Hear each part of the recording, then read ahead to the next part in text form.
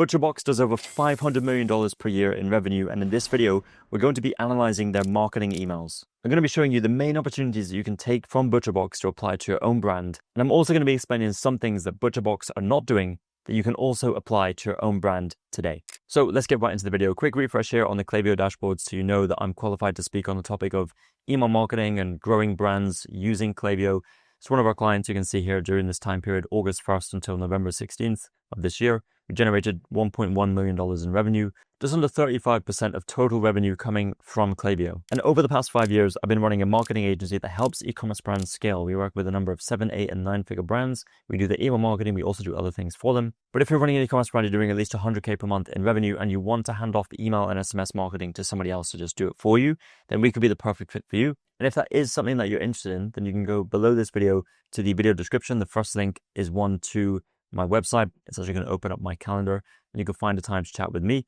Quick 20-minute call. We'll have a conversation about your business to see if we can actually help you. All right. You can also come here and look at more about what we do and also read and listen to the testimonials from some of our clients. So let's get right into the video. So as I mentioned, ButcherBox do over $500 million per year in revenue. So what their business is they sell meat products and fish products. And one of the main things that they focus on with their products is that they're organic, they're responsibly raised, they have no antibiotics. Like they're taking that kind of angle and it's been very successful for them. And they actually were doing this long before, I guess, the whole like organic movement really started to pick up. So they've actually had a lot of success in the early years. And the founder, Mike, says that a lot of it is down to just the timing of when they came into the market. That's how really they grew so fast. So I have some of their emails pulled up here, and I'm going to go through some of their emails. I'm going to point out what you can actually take from these emails to apply to your own brand. Also some opportunities that ButcherBox are not taking advantage of. So this email right here is an abandoned cart or abandoned checkout email. This is when I was actually browsing and I abandoned the cart. So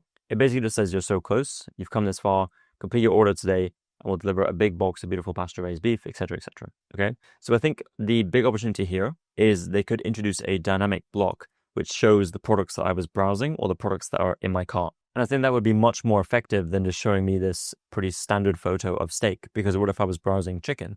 Or what if I was more interested in fish and I get this steak? Then it doesn't really make sense. Okay, so what you can do is you can make it more personalized to your customer. And I think that's, especially moving into 2026, the personalization element is going to allow brands to build much stronger connections with their customers. Also, a similar note here, I think button placement is important. And the button is not until below the fold. I would actually put it above the fold, right here in the middle. And I would move the headline up and I'd probably put the image below the headline, right? Just some optimization there to get higher click-through rate. And this is really important, especially if someone opens on mobile. Again, think of it like your landing page. You want the call to action, the button, above the fold. You don't want people to have to scroll and find the button themselves, right? You just want it there front and center so that they can easily click and go back to your website, all right? By the way, if you're a new viewer here, my name is Jordan Hayes. I actually run a marketing agency where we help e-commerce brands scale their revenue profitably. Now, if you're running an e-commerce brand, you're doing over 100K per month in revenue, and you're facing challenges with scale, maybe your ads or your funnel is not working as well as it used to or should be, or even if it's just a lack of time and resource to put into scaling this part of the business,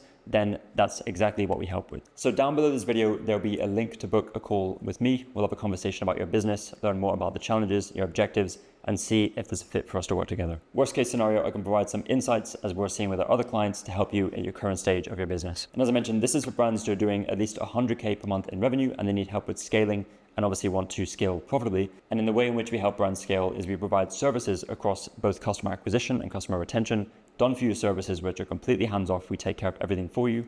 And that includes media buying, CRO, landing pages, ad creative, email marketing, SMS marketing, overall growth strategy, lifetime value optimization, all that stuff, okay? So with that said, let's get back to the video. So the next email is actually a different subject line. So probably one is abandoned cart, one is abandoned checkout, but it's the same email, right? And I would actually use this as an opportunity to send a different email, right? It's likely that they've just duplicated this into 2 of their flows and that's it. And for me, that's a little bit lazy. And you can actually take another angle, right? Just use like a different angle. This one has some social proof, but maybe you can talk more about how your products are organic, sustainably raised, all those things. Basically what I'm saying is you can actually use that other email to talk about something else that your business does or that the customers will value, right? You could talk about another unique mechanism, a feature or benefit that your products have that your customer will actually value, and it will make this email much more effective. Okay, because now I've received the first 2 emails that I received in the same day are literally the same email. right? So it doesn't really make sense. So let's look at some more emails. This one is my cart is expiring soon, which is another cart abandonment email. And again, I would put a dynamic block in here, right? And another note is that the buttons, I would keep the text the same, like the call to action the same. And I would keep each email to one call to action. One call to action meaning just driving them to the same place, because this one is asking me to complete my order. It's asking me to unlock savings, which is probably going to take me to the same place. But then it also asks me to sign up for text, which there's confusion here. Like, what do you want me to do? You want me to buy or you want me to sign up for text, right? Just focus on one objective, right? And this email should get people to buy. They're abandoning their cart. Why do you want them to get them to sign up for text? Doesn't make sense, right? So again, another optimization that you can take to your abandoned emails and then apply today. So that right there is just another optimization that you can take and apply to your own emails today. Okay, so now let's look at this email, which is a plain text email from Lily. So the sender name is Lily at ButcherBox, which is actually a good idea to change the sender name from time to time, because if you look at the inbox, the name at company, it creates a little bit of pattern interrupt. And it also makes it a little bit more personalized, because now I'm receiving this from a human. And it's not just ButcherBox, but it's the person at ButcherBox. So if we actually break down this email, it's plain text, but it's still a little bit designed. And I'll show you the difference in just a moment. So the reason why I say that is because they're still using the ButcherBox logo, and they still have a Klaviyo or designed button, and then this footer as well. If I compare this to this email, this is a true plain text email. It's like it was sent to you from, someone just typing up a Gmail email and sending it over. This one is kind of a little bit of both, and that's also okay. It could be helpful for a little bit more brand recognition, because this one, there's no brand recognition here. They don't even have BIMI set up, which is a separate thing that we could talk about in a different video. But basically, something that will allow your logo to appear here doesn't have that. So if you don't have that, then maybe some brand recognition, like a logo at the top, is helpful. But I feel like this kind of defeats the purpose of a plain text email, which is designed to have a better chance of hitting the inbox, because it's literally just text and a few links. This one is still classed as a designed email. The reason why is because the inbox that you're sending it to, Gmail, Yahoo, AOL, they read the email top to bottom, and they're going to read that that's an image first, right? Image, then there's some text, and then there's a button, which is probably an image. But you can see what I mean, right? Like, it kind of defeats the purpose. So if you're going to do plain text, I would focus more on this style of plain text rather than this style. That's just my personal opinion. You can test and see what works best for you. Nonetheless, ButcherBox are still doing a lot of things right. They have Lily at ButcherBox, which you already went through, which creates pattern interrupt, which creates a little bit more of a personal touch. It introduces Lily from ButcherBox. What I would say is, what is Lily's role at ButcherBox? Maybe she's the customer success manager. Maybe she, is operations manager, something, right? We want to give Lily some sort of title, because what that's going to do is it's going to create a little bit of authority, and people aren't really going to listen to you unless you have some form of authority. Okay. And that's why it's important to not just say, hey, it's Lily from ButcherBox, but it's Lily from ButcherBox. I'm the head of operations here, and my job is to make sure that every customer gets their order on time. Like, something like this that actually gives authority, but also starts to build more relationship, because Lily is now a person, right? And the customer starts to create that association. So if we just go back here, we can also see that the other emails, the other plain text emails, are Lily at ButcherBox. And I want to show you something pretty cool that ButcherBox are doing. So they sent me this plain text email, and it says, just between us, 48 hours for a best offer. Okay, so they're sending me this offer. You got some urgency behind it. But then they send another email a day later, and it's actually a reply to that email, which I think is pretty clever. It says, in case you didn't see my email below, you now only have 24 hours. And it's smart, because now this actually feels like Lily wrote this to me, and she's replying to her own email. So, hey, did you see the email below? It's actually like someone would send you, right? This is a follow-up. So I think this is actually very, very smart. I haven't seen this done before, and it's definitely something that we'll be doing, but also something that you can do as well, right? And it's good for these final reminders, right? Because this one started as a 48-hour. Let's go here, 48 hours for a best offer. And then 24 hours later, they're saying, hey, you have 24 hours, and it's a follow-up to the one below. So they just have to send a follow-up and say, hey, check out the email below. And this is just a reminder of the offer as well. Okay, so it's quite smart that they've done that way. So now let's look at one of the campaigns that they sent for Halloween. And this one is actually a much, much better design hierarchy, meaning that they've done very well at placing the button way above the fold. They also have very clear differentiation between the headline, the subheadline, the pre-header, and the image is underneath, it's below it, right? It does have some Halloween theme, which is also good because it's a Halloween email and it's a Halloween flash sale. So it gives me all the information that I need above the fold. And this is what you want to aim towards. When you do design emails, you want to basically provide all the information that the customer needs to be able to click this button without having to scroll, okay? And if they do decide to scroll, then they can get more information, right?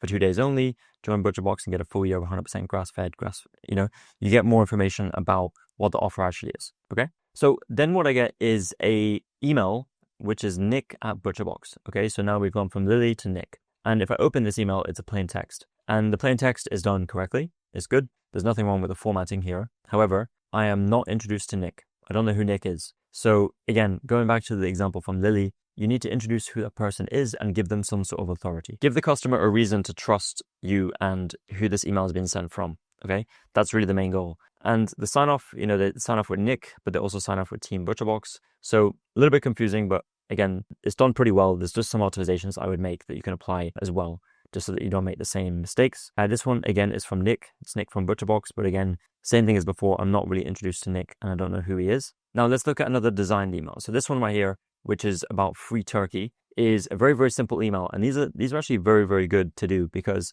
from time to time, you can just send an email that has a header and nothing else, right? Just this header section. It has the headline, the button, and this actually is a GIF, which is also a good idea to play around with. You can see if it actually leads to higher click-through rate, higher engagement, higher sales. You just have to be careful that your GIFs aren't too big, because otherwise they start to look a little bit grainy, as you can probably see, and also they can load very slow. And even worse, you might actually get routed to the spam folder because of a very heavy email or a media file that looks a little bit suspicious, right, in the eyes of Gmail, Yahoo, etc. So I would do GIFs, right? Definitely test them, play around with them, and see what works best for you. And even if it's not a GIF, you can use just one image with the headline, subheadline, the button, and that's it, right? Test those emails and see if the more simple ones actually leads to higher click-through rate. And to round off, I just want to reinforce this point here. This is another designed email, another campaign about this offer. This offer does not have the button above the fold, and they're missing out on a ton of clicks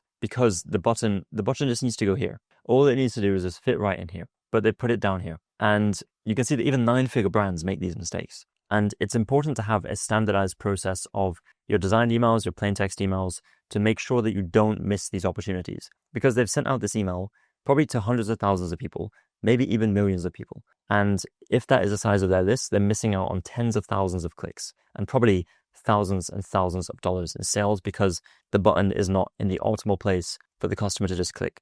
They're not making it easy for the customer, okay? So what you need to do and what you need to think about is you need to be treating your emails, your designed emails, just as you would treat your landing pages, meaning you have the CTA above the fold, you have the image above the fold, and you're hooking the customer in with the headline. You're giving them the information they need to be able to click that button. And if they do want to get more information, then they can scroll down, just like your landing page, just like your product page. So there you have it. Those are some optimizations that ButcherBox can make to their emails, but also that you can make to your emails as well. Things that they're doing well, things that they're missing out on. And hopefully this was helpful and insightful as to how you can improve your performance of your emails, right? Improve your open rate, your click rate, and of course, the revenue that's being driven from your emails as well. As I mentioned at the beginning of this video, if you are looking for a partner to hand over your emails to, so that we can just take care of email and SMS marketing, we can come up with the strategy, we can write the emails, we can design the emails, we can implement and schedule the emails, we can build the marketing calendar for you as to when we're going to send out campaigns, send out multiple campaigns per week, optimize the flows, optimize the website form to increase signups, all that good stuff. This is exactly what we do. We've been doing this for the past 5 years, and we work with 7, 8, and 9-figure brands to do their email marketing for them. So if you're interested in that, then as I mentioned, just scroll down below this video, go to the description and click that first link, and then go ahead and book a time with me. And I look forward to talking with you soon. All right, that's it for this video, and I'll see you in the next one.